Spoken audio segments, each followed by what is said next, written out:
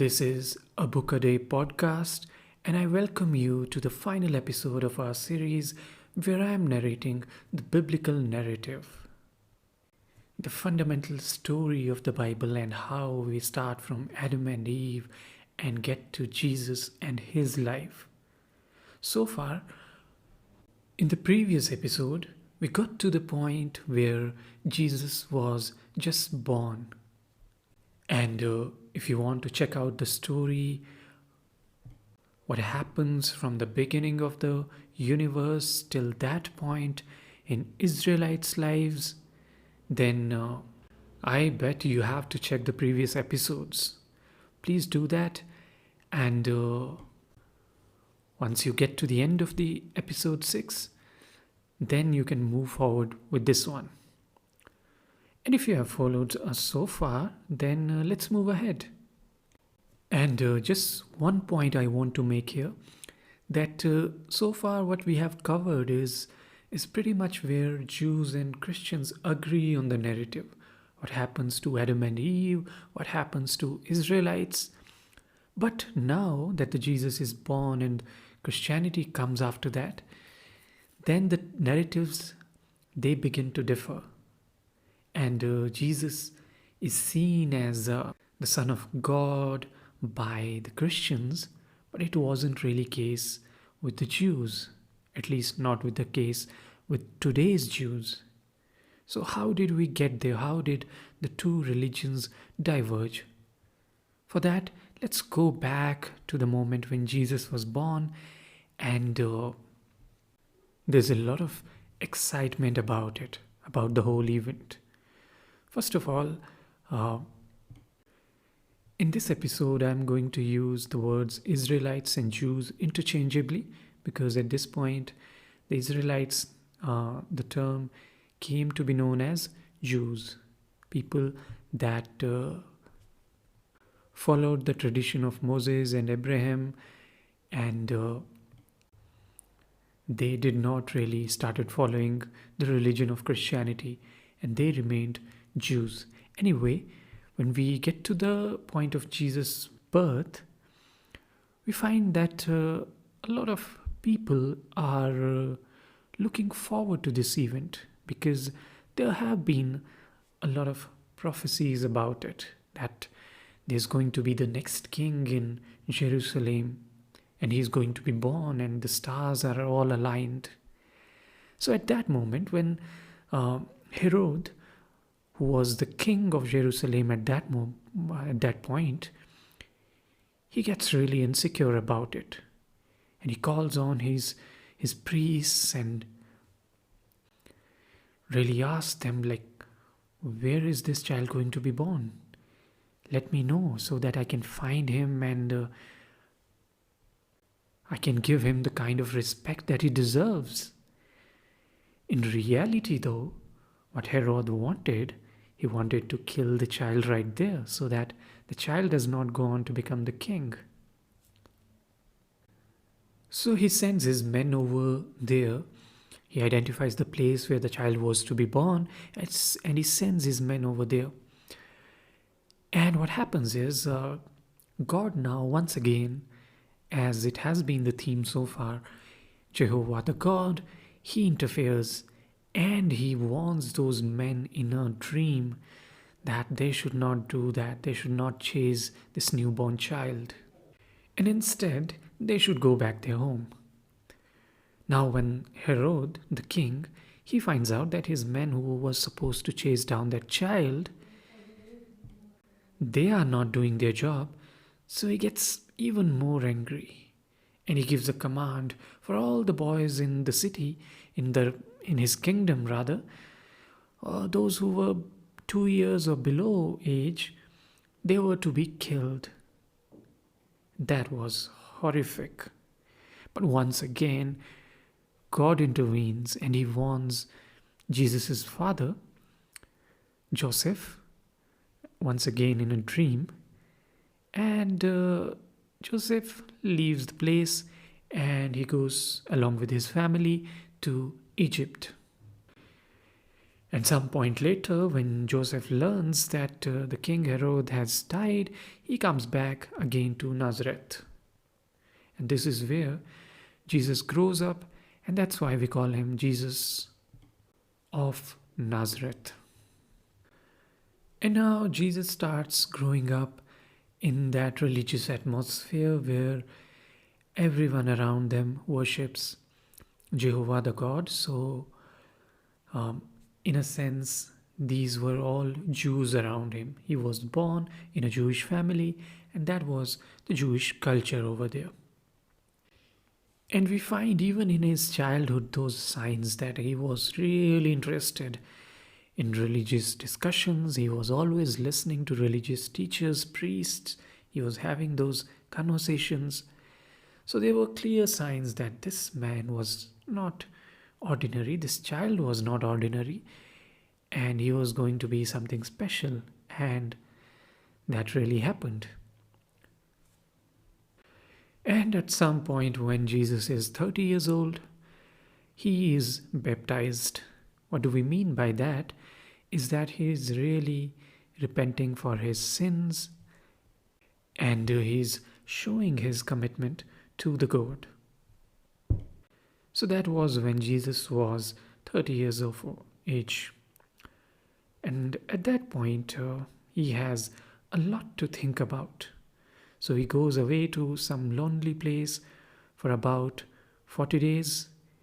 And we learn that in those 40 days, Satan does come to him, and quite a number of times, in fact. And he tries to lure Jesus with different ideas to go against God and God's laws, but Jesus does not succumb.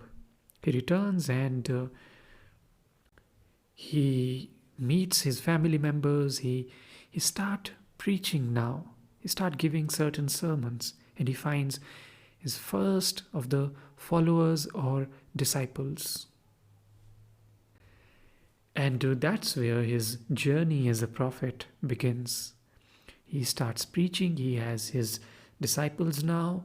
He is giving his sermons, and at the same time, he is showing miracles. Why does he start showing miracles in the first place? So to understand that, we have to once again consider what was really happening in that place with the Israelites or Jews. What was really happening was, even though they were committed to one God, every now and then what was happening was some of them started worshipping other gods, started worshipping different creatures. And whenever somebody tried to interfere, somebody tried to correct them, they would not listen to that person. So to kind of intimidate or give certain authority and conviction to his message, Jesus shows miracles. And we know about those miracles, don't we? He turned water into wine, he walked on water. All these miracles, they were there. And at the same time, as I said, he was preaching his disciples. And his teaching method is very special. He's really compassionate. He's teaching and he's applying his compassion at the same time. So if it is teaching about compassion, he's practicing it as well. He's treating the sick people. He is protecting children and those who are in need. He's helping everybody out, and he's being a good fellow here. And of course, there were miracles every now and then, as I said before. And now comes the crucial point when Jesus comes as king. What used to happen was in Israel that the new king, as he was appointed, he would ride on a young donkey to show himself to the people that this is the new king. So what he does is he asks his disciple to bring a donkey from the city, and then he gets on it and starts riding it. And he goes to Jerusalem to lay claim on that. So what happens there is naturally the current establishment, whether it's the priests or the king, they are naturally very insecure about it. So some of them try to kill him, but then he escapes. But of course, we know there were bad things to come, and that was part of God's plan also. So eventually, he's taken by the religious leaders, and what happens is the apostles, they run away. They leave Jesus alone with his enemies because obviously they are terrified. But a couple of them, Peter and John, they are called, they do not get very far, and they keep following to see what's going to happen next. So the priests now, they take Jesus to an old man, and this old man used to be the high priest, and of course there's crowd gathered now. And when they take Jesus to this priest, then they have a trial, and where there are many false witnesses are brought in and are told lies about Jesus. And eventually the leader says Jesus should be put to death.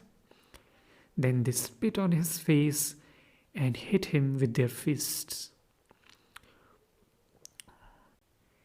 And then the Friday comes, and early Friday afternoon, Jesus is nailed to a stake.